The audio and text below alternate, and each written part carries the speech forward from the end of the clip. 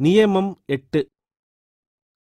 பொருளீட்டுவதில் நேர்மைக்கும் தூய்மைக்கும் உரிய மதிப்பளித்து கிடைப்பதை நிலையான தெய்வீக சிந்தனையுடன் உண்பதில் மகிழ்ச்சி கொள்ளுங்கள்.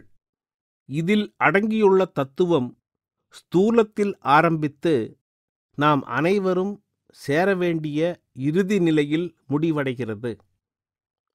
சந்தோஷம் என்பது கீழ்நிலை அடுக்குகள் மீது தன் விளைவை ஏற்படுத்தி அவற்றை தூய்மைப்படுத்துகின்ற ஒரு நிலையாகும். அந்நிலையை தெய்வீக நிலைக்கு அடுத்த நிலை என்று சொல்லலாம். அதன் மீது நம் மனதை நிறுத்துவது என்பது இறுதிநிலை லட்சியத்தை நாம் மனதில் ஏற்றுக்கொள்வதாகும். மெய்ப்பொருள் மட்டுமே எஞ்சியிருக்கின்ற அந்த இடத்திலிருந்து நாம் ஆரம்பிக்கிறோம் என்றும் சொல்லலாம். இந்த நூலிழை பின்னல் இயற்கையாலேயே நெய்யப்பட்டிருக்கின்றது.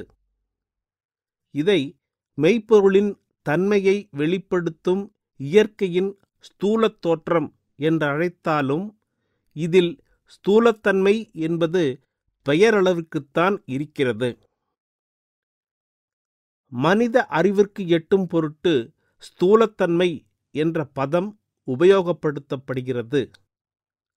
மக்கள் இதை மாயையின் திரை என்று தவறாக எண்ணக்கூடும். ஆனால் அது சரியல்ல.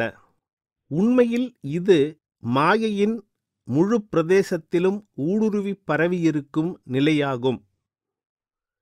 உணவருந்தும் வேளையில் இதனை நம் எண்ணத்தில் நிறுத்துவதால் அதன் விளைவு உணவுப் பொருள் மீது இறங்குகிறது. அதை நாம் உட்கொள்ளும் போது அதன் விளைவு நம் உடலிற்குள் இறங்கி நரம்புகள் மற்றும் இரத்தக் குழாய்கள் அனைத்திலும் பரவுகிறது. வேறு வார்த்தைகளில் சொன்னால், வெளியிலிருந்து உட்கொள்ளும் உணவை நாம் நமது நன்மைக்காக பயன்படுத்திக் கொள்கிறோம். உடலின் அணுக்களும் துகள்களும் தூய்மையடைய ஆரம்பிக்கின்றன. இவ்வாறு உருவாக்கப்பட்ட தூய எண்ணத்தின் ஆற்றல் உணவுடன் கலந்து உடல் ஆரோக்கியத்தையும் ஆன்மீக உணர்வையும் வளர்க்க உதவுகின்றன. பிராணசக்தி எங்கும் பரவி இருப்பதால் அதன் பாதிப்பிலிருந்து எதுவும் விடுபட முடியாது. அது உணவின் உள்ளும் புறமும் உள்ளது. நாம் நமது எண்ண சக்தியை அதனுள் செலுத்தும் போது அதன் நிலை இரண்டு பொருட்களை உராயச் செய்வதனால் பொறி கிளம்புகின்ற நிலையைப் போல் ஆகின்றது. ஆயினும் இந்நிலை தூய்மையானதும் சற்று வேறுபட்டதுமாகும். சத்திய நிலையுடன் தொடர்பு கொள்வதன் மூலம் ஏற்படும் விளைவானது நம்மை மெய்ப்பொருள் பக்கம் திருப்புகிறது. அதற்கு கீழுள்ள சக்திக்கு இதைச் செய்ய திறனில்லை. மனிதனின் கற்பனை சக்தி இதை எட்ட முடியாது. இது பரம்பொருளை அடைய நமக்கு வழிகோலுகிறது. இவ்விதமாக இந்த தொலைதூரம் சுலபமாக கடக்கப்பட்டு விடுகிறது. உணவை கடவுளின் நினைவுடன் உட்கொள்ள வேண்டுமென்று நமது நியமங்கள் கூறுகின்றன. நமது அனைத்து செயல்களுமே இதேபோல் நம் லட்சியம் நிறைவேறுவதற்கு உதவுபவையாக இருக்க வேண்டும். உணவருந்தும் போது நாம் இறுதியாக அடைய வேண்டிய பரம்பொருளின் மீது நம் சிந்தனையை நிலைநிறுத்துகிறோம். அதனால் கிடைக்கும் பயனுடன் நமது தூய்மை மேலும் அதிகரிக்கிறது. நாம் தூய்மையிலிருந்து உருவாகியிருக்கிறோம். நம் பிறப்பிற்கு காரணமான தூய பிரவாகங்களும் மிக தூய்மையான ஆதிமூலத்திலிருந்து கிளம்பியவையாதலால் தூய்மையின் நினைவு நம்முள் இடைவிடாது இருந்து வந்துள்ளது. தூய்மையற்ற எதுவும் அவற்றுள் ஒருபோதும் புக முடியாது.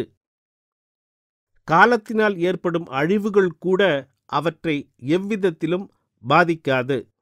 இப்பிரவாகங்கள் மிகவும் சக்தி வாய்ந்த ஆதிமூலத்திலிருந்து வந்தவையாதலால் இவற்றில் முழுமையான தூய்மை வியாபித்திருக்கின்றது.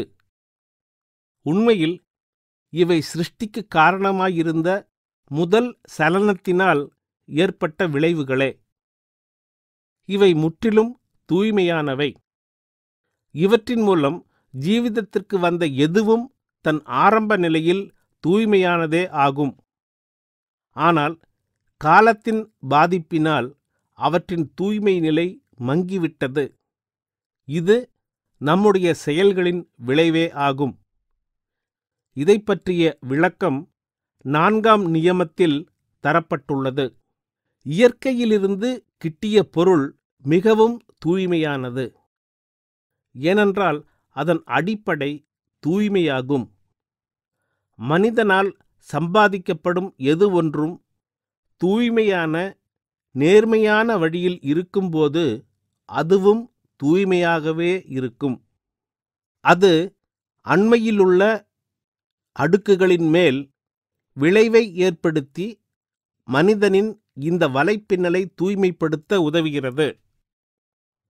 இதனால்தான் நேர்மையாகவும் தெய்வீக சிந்தனையுடனும் சம்பாதிப்பதை பற்றி மகான்கள் வலியுறுத்தி கூறியிருக்கிறார்கள்.